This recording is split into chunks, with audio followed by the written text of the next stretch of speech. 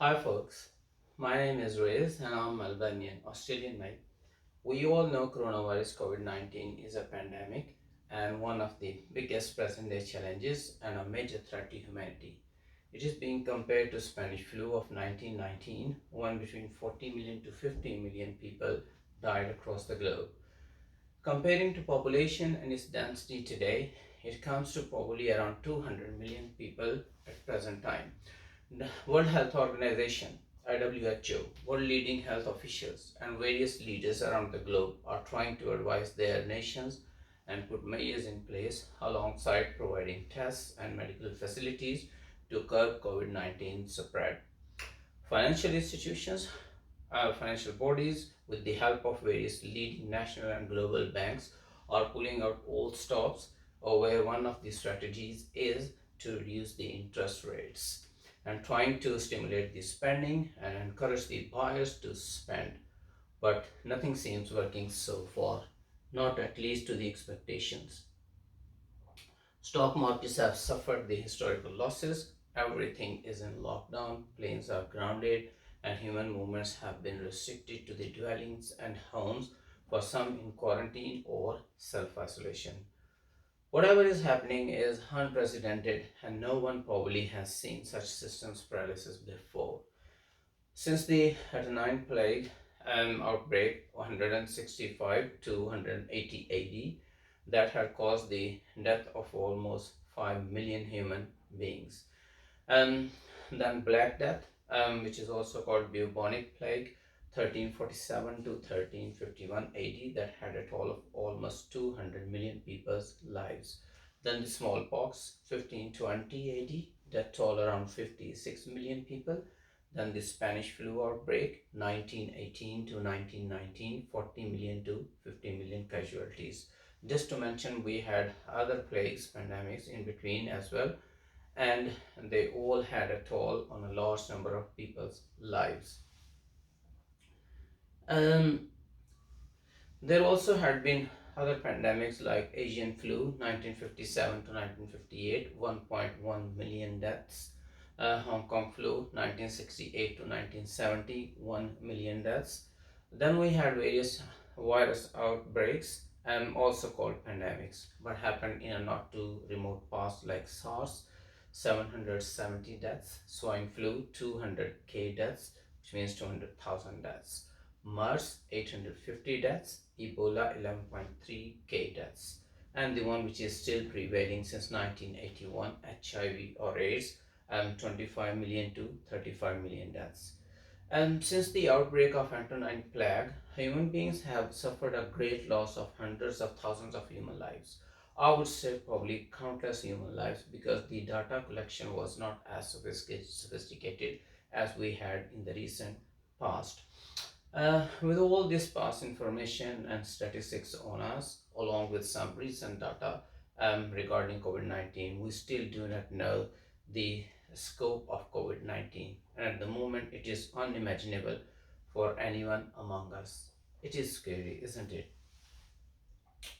However, um, in spite of this all negativity, we have just seen the hope as well, where China, the early epicenter of COVID 19, has managed to bring down the new cases per day to a single digit in mainland China, March 12. Also, over 60,000 COVID 19 patients already have recovered there. There are two reasons which can be put forward for this. The second reason is, I will get back to the first one in a minute. Human beings have evolved and have made tremendous development in the field of technology and medical profession. With the help of AI, China was able to do more and more screening testing in second with a much higher accuracy to find the infected ones at a very early stage. The meaningful data was also available to the relevant stakeholders, including its population, for their use to make timely and informed decisions.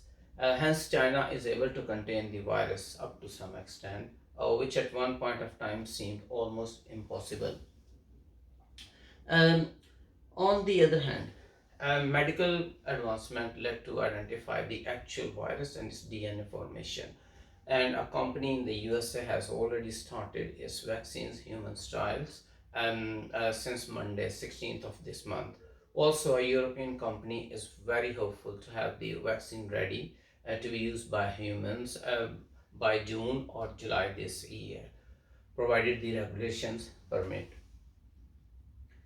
The irony is that the past pandemics and virus outbreaks had come and subsided, gone, even without any specific vaccinations. There was no vaccination for Spanish flu. Same was the case that there was no specific vaccination for any past viral outbreaks at their peak time.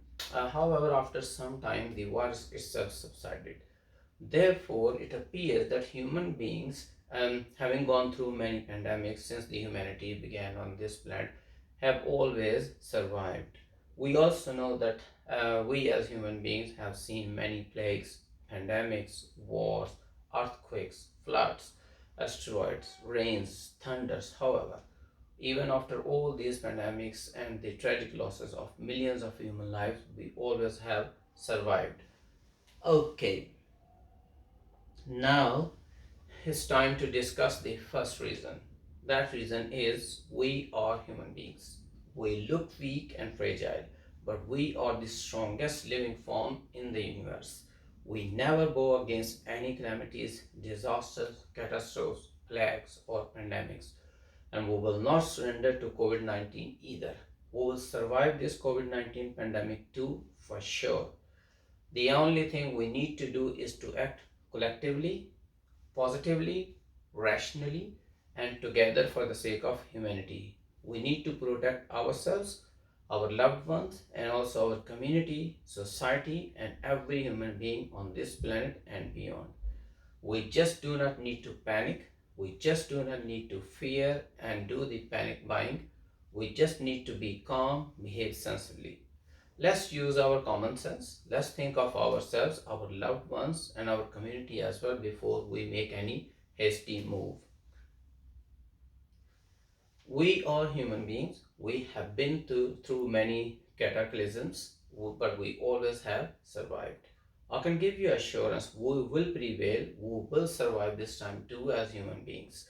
Let's stand together in this fight against coronavirus and ensure that we survive as human beings for the foreseeable future. Thanks. That's all. That was the message I wanted to deliver. Thank you very much. Stay safe. Bye for now.